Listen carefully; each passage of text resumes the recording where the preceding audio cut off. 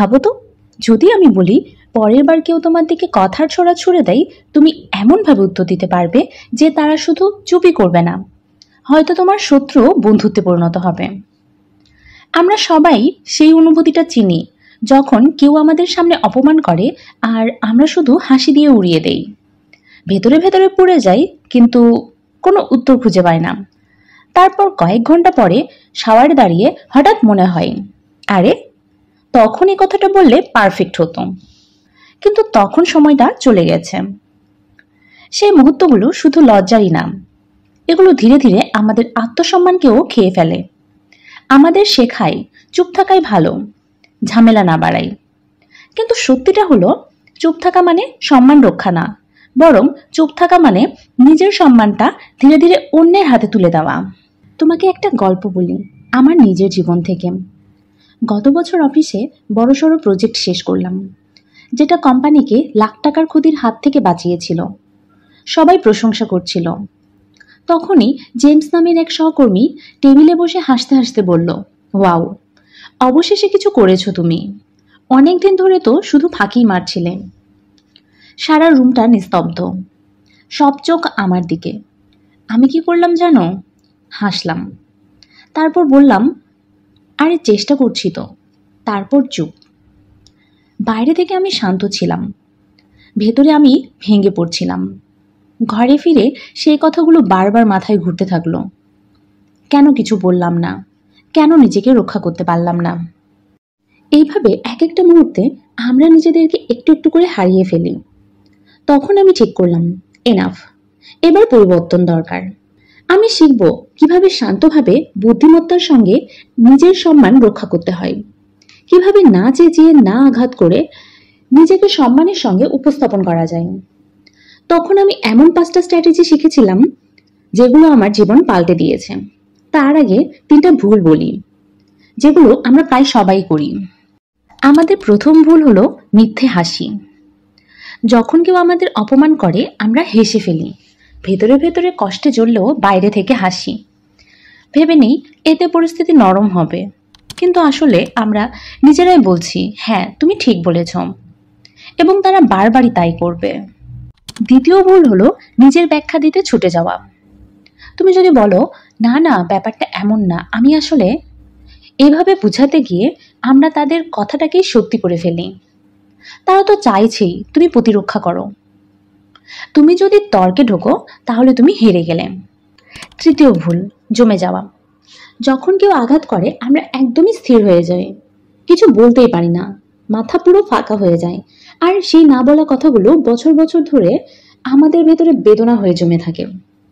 কিন্তু একদিন আবার একই মানুষ জেমস একই রকম অপমান করতে গেল। সে বলল, তোমার আইডিয়াটা বাদ দাও, এবার একটু কার্যকর দরকার। আমি এবার চুপ করে থাকিনি, শান্তভাবে হাসি মুখে বললাম, জেমস তুমি কি খেয়াল করেছো, তুমি প্রায়ই অন্যদের সমালোচনা করো যখন তোমার নিজের কাজ নিয়ে অনিশ্চিত থাকো। সবকিছু ঠিক আছে তো তোমার প্রজেক্টে? রুম আবারও চুপ, কিন্তু এবার চুপটা আমার শক্তির কারণে। সে নিচু স্বরে বলল, হ্যাঁ ঠিক আছে। তারপর আর কখনো আমাকে ছোট করার চেষ্টা করেনি। তাহলে আমি কিভাবে এই পরিবর্তনটা আনলাম? এবার বলছি সেই 5টি স্ট্র্যাটেজি। 1 নম্বর, স্পটলাইট রিভার্সাল। কেউ তোমাকে অপমান করলে নিজেকে না বুঝিয়ে তার দিকেই আলোটা ফিরিয়ে দাও। যেমন কেউ যদি বলে, তুমি সবসময় আজব মতামত দাও, তুমি তাকে উল্টো কোশ্চেন ফিরিয়ে দাও, বেশ তোমার মতামতটা বলো দেখি। তুমি তখন আর ভুক্তভোগী নও, তুমি হয়ে গেলে কথোপকথনের নেতা। দ্বিতীয় স্ট্র্যাটেজি, প্লেন মিরর। তাদের কথা শান্তভাবে প্রতিফলন করো। যেমন কেউ যখন বলে, আজ তোমার পোশাকটা বেশ আলাদা, তুমি বলো, ধন্যবাদ, তুমি যে এত খেয়াল করো সেটাই তো দারুণ। এতে সে নিজের কথার প্রতিধ্বনি শুনে অস্বস্তিতে পড়বে। তৃতীয় স্ট্র্যাটেজি, পাওয়ার পজ। কখনো কখনো কোনো উত্তর না দেওয়াই সবচেয়ে বড় উত্তর। তারা কিছু বলুক, তুমি শুধু তাকিয়ে থাকো, 3-4 সেকেন্ডের নীরবতা রাখো, তারপর স্বাভাবিকভাবে কথা চালিয়ে যাও। তাদের কথা নিজের গুরুত্ব হারাবে। চতুর্থ স্ট্র্যাটেজি, হিউমর শেল্ড। হালকা রসিকতা দিয়ে চাপ হালকা করো। যেমন কেউ যখন বলে তুমি তো আগের বারও ব্যর্থ হয়েছিলে, তুমি হেসে বলো ঠিকই বলেছ, আমি চমক দিতে ভালোবাসি। লোকজন হাসবে আর তুমি থাকবে নিয়ন্ত্রণে। Strategy 5, genuine question. সবচেয়ে পরিণত প্রক্রিয়া কি জানো? একটা সৎ ও শান্ত প্রশ্ন, যেমন তুমি এই কথাটা বলে কি পেতে চাও, অথবা তুমি ভাবলে এটা বলা কি সত্যিই ঠিক হবে। এমন প্রশ্নে মানুষ সাধারণত চুপ হয়ে যায়, কারণ তখন তারা নিজের কথার ওজনটা অনুভব করতে শুরু করে। এই টেকনিকগুলো প্র্যাকটিস করতে করতে আমি বুঝলাম, আত্মবিশ্বাস মানে নিখুঁত উত্তর জানা না। আত্মবিশ্বাস মানে যে কোনো পরিস্থিতিতে শান্ত থাকতে পারা। আর হ্যাঁ, শেষে একটা গোপন কৌশল আছে, যেটা আমার জীবনে আসল পরিবর্তন এনেছিল। কৌশলটা হলো, যখন কেউ তোমাকে অপমান করে আর তুমি সুন্দরভাবে সামলাও, পরে ব্যক্তিগতভাবে তার কাছে গিয়ে বলো, আজকের কথোপকথনটা একটু টেনশনপূর্ণ ছিল মনে হলো। আমি আমাদের সম্পর্কটাকে মূল্য দিই, সবকিছু ঠিক আছে তো? তুমি অবাক হবে, অধিকাংশ মানুষ তখন নিজের দোষ বুঝতে পারে, কারণ যারা আঘাত করে তাদের ভেতরে থাকে ভয় আর অনিশ্চয়তা। তাই মনে রাখো, আত্মসম্মান মানে যুদ্ধ না, এটা এক ধরনের শান্ত শক্তি।